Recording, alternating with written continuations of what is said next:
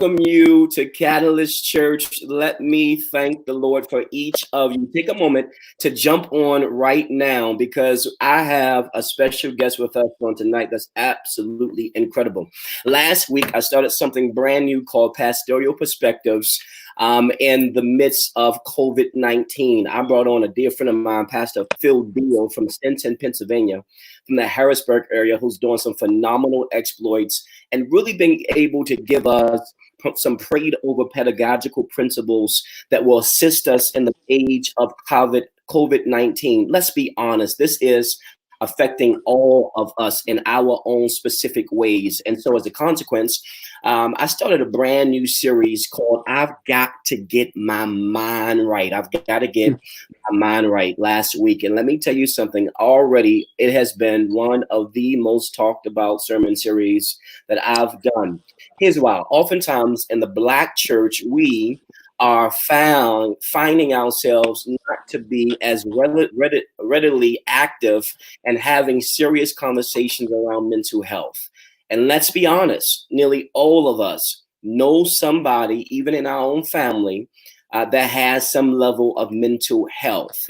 COVID-19, coronavirus, is only going to exacerbate this issue. And so as a consequence, I wanted to jump on it head on to give us some principles and patterns that will be able to sustain us while we're going through the coronavirus and even after the coronavirus. Tonight, I've got a special friend of mine, Greg Burrell, the president and CEO of Cherry Funeral Home, that I think is going to be just as dynamic as well. Here's why. These conversations are not just fireside chats. They may seem that way because I'm literally bringing on friends of mine and we're just having a regular conversation, but these are all embedded with biblical principles. And here's what we got to start doing. We got to start thinking outside the box, outside of the regular methodology as to how we do church. I think COVID-19 has taught us and forced us to think creatively and innovatively about how we do ministry. And one of the things that I want to really start doing is thinking through how it is that we can talk about the Bible without hammering people over the head about the Bible. And so just having regular conversations. Let's be honest. I mean, every single day when you're in regular conversation, it's not always hammering somebody over the head with a Bible. Here's what the book of Matthew says. The book of Matthew says, "Go and teach all nations." Listen, when you look at that word "go," literally, it's in the imperfect participle tense of the Greek, which means as you are going, make disciples. As you're going to work, make disciples. As you are going to school, make disciples. As you're going to your child's ballet rehearsal, make disciples. As you are living life every single day, your assignment, your job is to make disciples. Let's be honest with you. Most folk want to see a Bible before they even read a Bible. Most people want to see a Bible before they even read a Bible. And the reality is that in your everyday conversations, it's not so overly inundated with what John 3:16 and Matthew 28:19 or Revelation 5:12 says. It's you living your everyday life. And because of that, people being inspired by the life that you live because they can see Christ, the hope of glory inside of you. So that's the whole premise behind these next few weeks as to why we're changing the format as to how we do our midweek worship, our Tuesday night teaching on Tuesdays. I was reading the Philadelphia Inquirer because systematic theologian Karl Barth said that every time preacher should have the Bible in one hand and a newspaper in the other. And I discovered a phenomenal article in the Philadelphia Inquirer from Greg Burrell about Greg Burrell and how it is that we are grieving in the midst of the coronavirus. And it's interesting because on last week, I was just interviewed by WHYY. I just posted that article literally a half an hour ago to my Facebook page. When you get off tonight, get a chance to look at that because it's parallel to exactly the article that Greg Burrell was recently interviewed for. I want to talk about death and dying and grieving tonight. And I want to talk about it using biblical principles and patterns because I think in the midst of COVID-19, there's so many of you, whether you're looking at this from Baltimore or the Bahamas, whether you're looking at this from North America, or whether you're looking at this from the North Atlantic, or whether you're looking at this from the Philippines or Philadelphia, this is affecting everybody. Whether you are a pauper or the president, every single person is affected by this. Oh, Celebrities are now affected by this in quarantining. Oprah Winfrey says she hasn't left her house in 5 weeks. Nobody's come into the house in 5 weeks. I just saw on Instagram a day or two ago Oprah Winfrey making her own bed up, y'all. You know it's serious now. Okay, that's where we are. Everybody is affected by this, and more importantly, people are affected by this while they're grieving as well. And as a pastor, I'll be honest with you. I have conducted several man. funerals and homegoing services in the midst of COVID-19. And a tear has come to my eye every single time because I know these family members are not able to grieve. And let me push this even further. I want to push this further because not only are people grieving because they have lost somebody because of COVID-19, but grief also is not just about what you have lost as a person. Sometimes grief is also about what you have lost, period. Sometimes it's not just about losing a person. Sometimes you can grieve about losing a thing. And some of us are grieving in the midst of COVID-19, not just because you lost a person or a family member or your mommy or daddy or your sister or brother or your father or your children, but also you've lost some things, some stuff in the midst of this as well. I mean, come on, let's be honest. You've lost some security in the midst of this. Maybe not all of it, but you've lost some level of security in the midst of this. Things are not just how they used to be at all. You may have lost some confidence in the midst of all this. Because your sense of what is real, what is permanent, is not the same. And so as a consequence of that, I want to bring on Greg Burrell to talk about this subject because there's no better person I know in Philadelphia that could. And when you get a chance, I want you to go to the Philadelphia Inquirer and take a look at that article that was written about him and his perspective on grieving in the midst of COVID-19. Greg, thank you so much for being with us tonight. Thank you for inviting me. It's a pleasure to be with you always. A good Morehouse brother. My man. Listen, I got some startling statistics here that I wanted to give to you because you know firsthand all about this. In Philadelphia, Black patients are dying of coronavirus at a rate of more than 30% higher than the death rate among white patients, according to city data. Now, more than half the city's coronavirus deaths have been among African Americans, although they account for only 40% of the Philadelphia population. Now, meanwhile, white individuals who make up only 35% of the city's population account for less than a third of all COVID-19 deaths.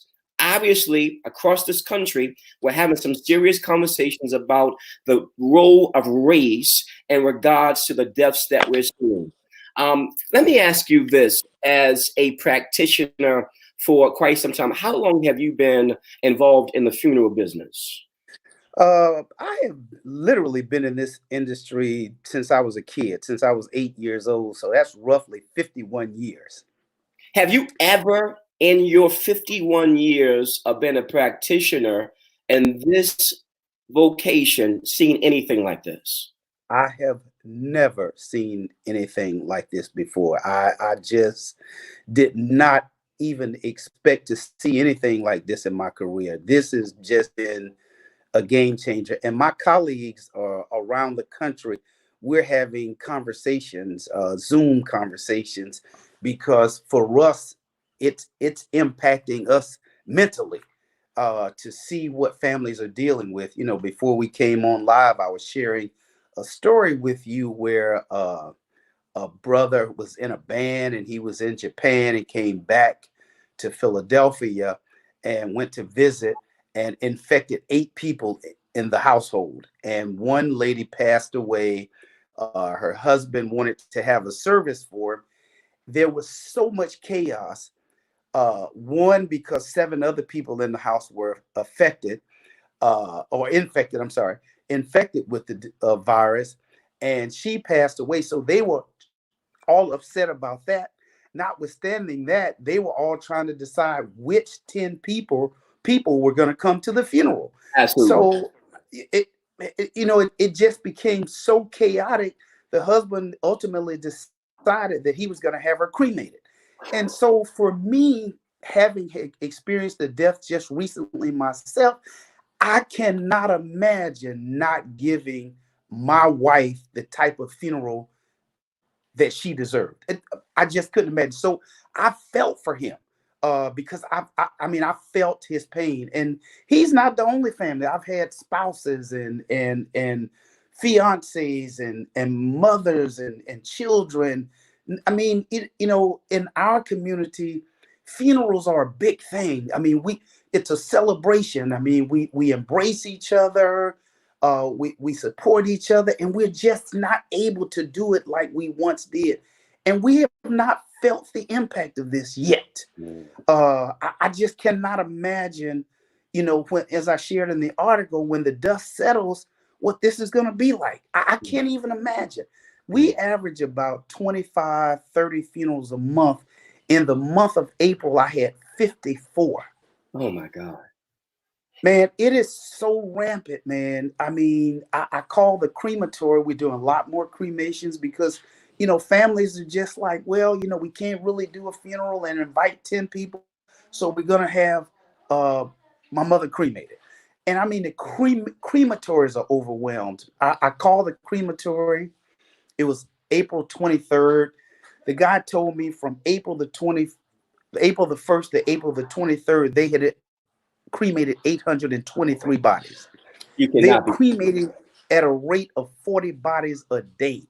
Wow. It is madness. I cannot even explain it to you. And let me just share something with your audience.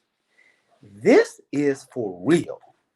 Can you And a lot of people think that this is not man, serious, that the curve has been flattened. We have black folk all over the city having parties and cookouts. Please re-emphasize how important it is for the this is real. Distance. Oh, it's real. I mean, I was having a service outside of at the funeral home, and I saw, people standing outside without masks on and gloves, and they were hugging. And man, this is real. I cannot tell you how real this is. And and look, there's no end in sight. There's absolutely no end in sight. So I just, I don't know, man. I go to work and I come home and I leave early because I just need to get away. I mean, our phones are ringing off the hook. People are shopping around. I got people out of town who can't get to funerals. And, I got bodies in New York that's taking me 3 weeks to get out of the city. And we're 90 miles away. And it took me 3 weeks to get one body out of New York, man. It is just the worst I've ever seen, man. But I am so disheartened by the fact that these families are grieving like this. And in part, it's the death. But the other part is they're not able to have the regular traditional funeral that we are all accustomed to. Yeah. And it's sad. It really is, man. It really is. Yeah. Never thought in my entire career that I'd see anything like this. Romans 12 says, rejoice with those who do rejoice and weep with those who do weep. And as a funeral director, much like a minister, there's this level of compassion that you have, and this level of touch that's involved as well. as a consequence of new funeral home restrictions, we're not able to have that level of touch like we used to. When you talk about restricting only 10 people to a homegoing service and then broadcasting the rest of it through Zoom or what have you, how does that, I mean, in the Black community, funerals, like you said, are so absolutely important. It's more than just paying your respect to the deceased. It's a celebration. It is a family reunion. It is a wonderful time for folk to get together and catch up on people's lives. Now that you've got these restrictions in place, let's talk about how this will negatively impact people's ability to grieve. What are people doing for the repast? What are people doing after the funeral to get together to talk about the deceased? It's not happening. It's just not happening. I mean, it is not happening, man. I mean, everything that we've ever known about traditional funerals has been modified. Wow. It is just not happening, man. And look, you know, and I'm sure that when this flattens out, not only will the church look different, but the funeral industry will look different. What I am hoping and what I'm thinking right now, Pastor, is that people will start to have a better appreciation for it. I mean, sometimes you know, when you're accustomed to having something at your disposal, you don't think about it. Absolutely. Only when it's taken away from you do you start to think about it. Yeah. And the right that people have to grieve openly with friends and that sort of thing has been taken away from us, and we are feeling the effects of it right now, and it's gonna get worse. It is gonna get worse. We're actually in conversation with psychologists and, you know, psychiatrists right now to sort of be there for our families, because, man, again, the reason that I understand it is because I've had death in my own family. So it's like, I mean, it's not something someone shared with me. I've experienced it. So I know what it's like to have a death, and to be able to have a death and go through it and grieve without putting closure to it. Yeah, man, it's devastating. It is devastating. Mm-hmm. Yeah. And again, I don't know where this is going. I just don't know how people are going to deal with this. I'm just not sure right now. I am not sure how they're going to deal with this. I really am not. Yeah. You mentioned something early before we got on, and you said that you think there's going to be an increase in psychologists and therapists and counseling and that sort of thing because folk are just not able to do. Can you talk a little bit more about that as well? Yeah. I think I'll be honest, man. You know, I think over my career, I've seen people not take life as seriously or death as seriously as we once did. I grew up in the South, and funerals were a big thing. And so I think, you know, they're a big thing. And further north you go, I'm not saying that they're not huge, but I think it's going to impact us to the point where when you start to think about, you know, these first birthdays, Christmas, Thanksgiving, anniversaries, and you did not properly grieve or put closure to the death, that's where it's going to have the most impact, I think.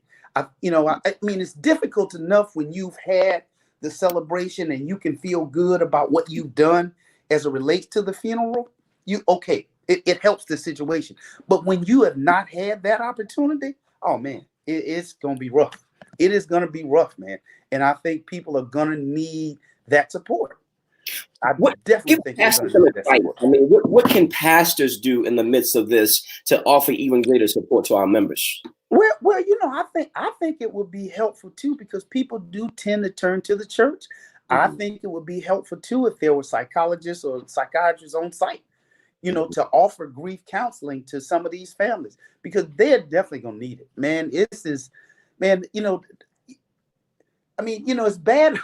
It's bad enough when I go in and I'm making arrangements with the family and they're grieving because of this death, man. But all of this added stress, the fact that people are just trying to survive this virus, to deal with the death, then to not be able to have all of that compounded. Oh, man, and it's every day, man. I mean, I see 5-6 families a day, man, and to the family, it's the same experience. It is the absolute same experience, man. I don't care whether that person is 100 years old or 27. It is the same experience, man. So this virus has compounded death and the process and the grief process. So yeah, I am I'm worried. I will be honest, I'm worried about it, man, because it sickens me to see it, because I mean, these are my people. And I don't like to see them hurt from the beginning. And I know how painful death is, but man, this is really serious. It's really serious. So, hopefully, hopefully people will, look to counseling, and because I will tell you, in ordinary circumstances, people who don't properly grieve, they turn to other vices. And think that that's going to get them through drugs, alcohol, whatever it is. And man, let me tell you, this is compounding the situation. Yeah. And let me tell you one other thing. I mean, man, I've run into situations where a family member has been ill in a nursing home, and they were suffering from congestive heart failure. And when they got in the death certificate, the cause of death is COVID-19. Wow. And these people, the families are like devastated. Wow. So they know. And I mean, we have families. I have heard experiences where families have gone and taken their loved ones to hospitals and never seen them again. So Absolutely. They died alone. Absolutely. I mean, man, it's just, oh man, you should hear the story. Talk about that too, because one of the people, Sister Rhonda actually mentioned that dying alone. Talk about that. I mean, as somebody after 50 years of dealing with death head on, and being engaged with death and the dying process, what does it do to that individual who has to die alone because they have this disease and can't be touched, and B, what does it do to the family who drives up to the emergency room, drops off the loved one? Any regular situation, of course, you can go back there with the individual. You can spend time with them. You can stay the night if you want to. And in this situation, not only is that person dying alone, but the family member who drops them off can't even see them again. And the next time they see them, is in a body bag. I mean, that's exactly right. Yeah. Well, so the impact has been, and I'm starting to see a little bit more of it, because I listen to families when they come in and they share about their experience, and mom, she died peacefully. The whole family was there. They are not. I mean, even that helps. That helps because they can see what they look like right before they died, and that gives them a sense of peace and comfort. But the fact that we dropped her off at the hospital and we didn't see her again until she was in a casket, and so now in their minds they're thinking, well, I wonder if she was in pain when she died, or what was her last words? I mean, man, it is just it's overwhelming, man, to think about how this whole paradigm is just totally shifted in terms of how people are accepting and experiencing death now. It is just, and again, I don't know if we necessarily take it for granted, but you don't think about it because it's so custom for all the family members to be around. And I know when my wife passed, we were all right here. So we saw it, and so it gave us a sense of peace. But people are not being able to experience that, so they don't know. So now in their minds, they're wondering. I wonder. I mean, was she okay? What were her last words? I mean, but what did she say? Was she in pain? I mean, all of that, man, is just weighing on families. And let me tell you, again, at these first anniversaries, birthdays, Christmas, that's going to come up. They're going to start to think about it. And it's going to take a toll. It is going to take a toll, man, that we have not begun to even fathom. Cynthia Foreman, a viewer, says, I believe that was the hardest part for my children, that they were not able to be at the hospital with their dad. And then he passed away, and they had not seen him since the ambulance picked him up to take him to the hospital. Right. That's my point exactly. Yeah, that's my point exactly. And look, just think about that, man. Just think about this. We're in Philadelphia. You got 49 other states and hundreds of cities, thousands of cities that people are experiencing the same exact thing. Absolutely. Absolutely. In every hamlet, town, you name it, they're experiencing the same thing. Quanda says, dealing with death on top of added stress. My family is in the middle of that right now. This is really something. She's saying, we're already dealing with stuff already, not regular lives. Now we have to deal with this. This is compounded. Oh, yeah. It's unreal. It is unreal, man. How do you think this is going to affect people's theology about death and dying? Because let's be honest, when you look at any statistic, one of the greatest fears people have is of death. Mm-hmm. And not just death, but the dying process as well. And then we've created a whole theology around death and dying, that we create. How do you think COVID-19 is going to augment our theology around what we believe death is and the experience of dying? Well, my hope is, it's definitely going to be a game changer, but my hope is people will again begin to appreciate the life that person lived. I mean, it's almost, we're in a situation now where something has been taken away from us as a no fault of our own, and there's nothing we can do about it. There's nothing we can do about it. Even if I wanted to show my mother how much I appreciated her and all of her friends to come out and celebrate her life, there's nothing I can do about it right now. So I am hoping that people will appreciate it more. Yeah. And not not so much take life for granted.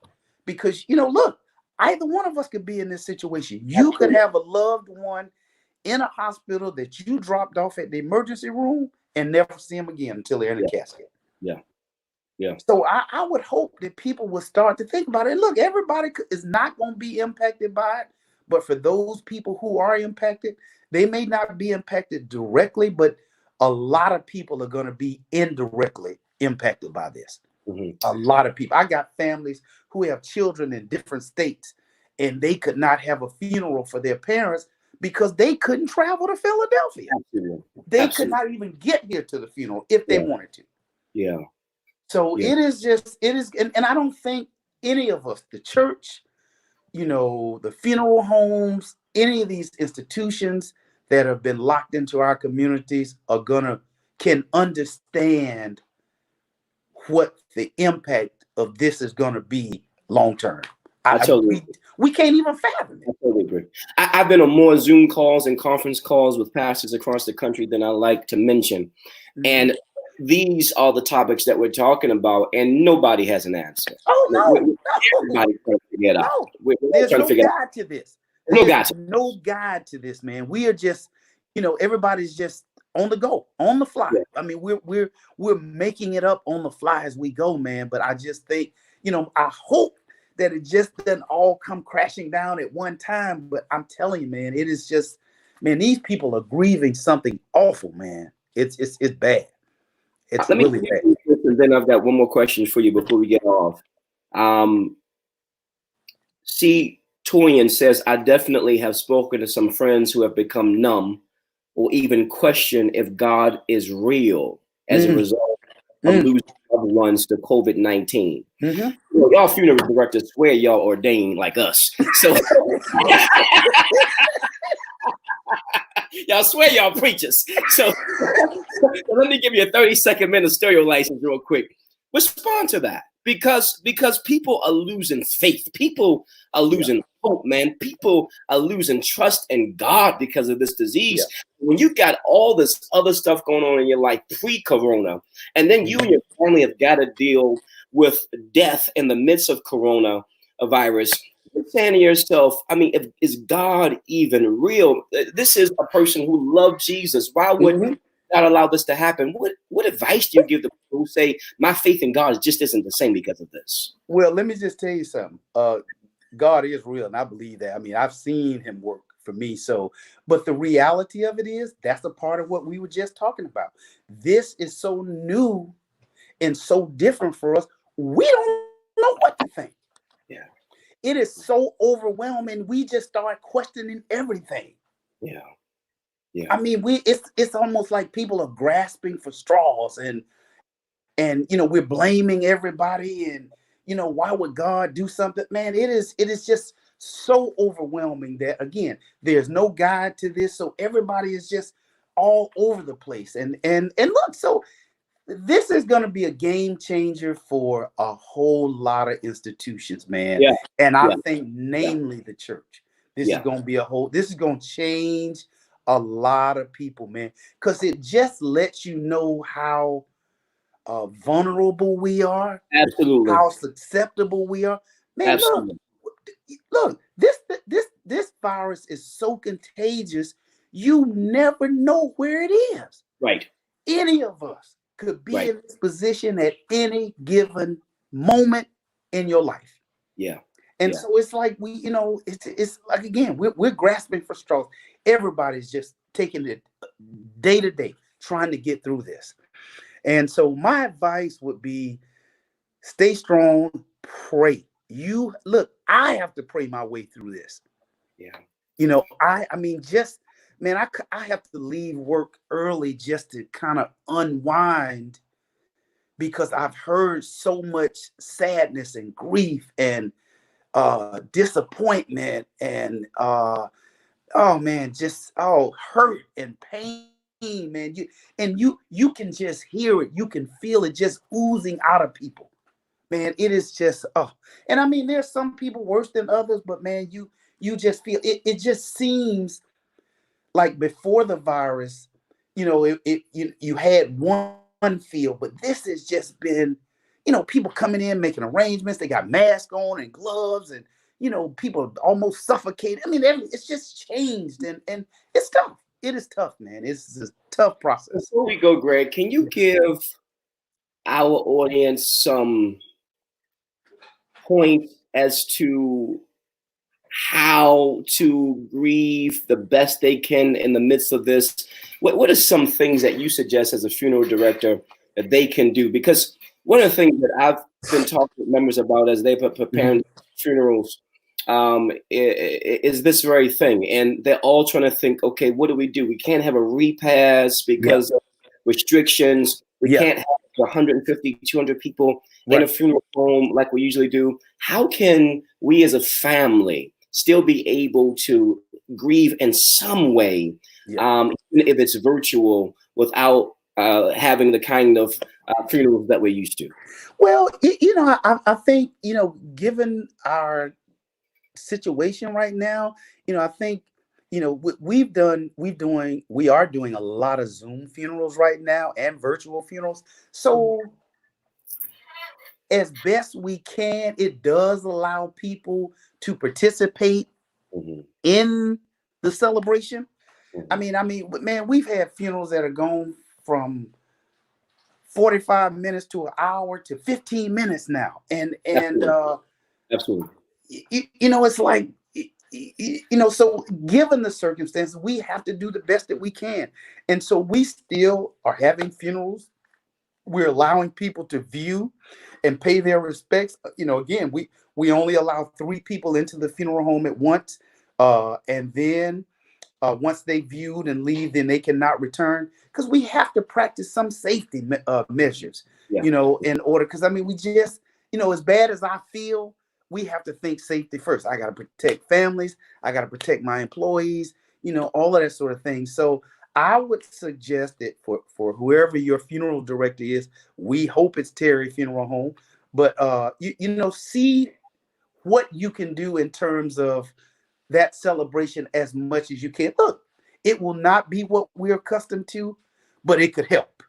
Mm-hmm. And at this stage, that's what we got right now, brother. It is just, and look, we are trying to stay within the guidelines, because I will tell you, in New Jersey, and I think they just opened it up today, where they were having funerals where people were viewing. I mean, so you got some states that are not even viewing. And I talked to a friend of mine in New York, man, they're burying people in mass graves. Yeah. So at least we'll still right now having the opportunity, or have the opportunity, to do a modified version of a funeral.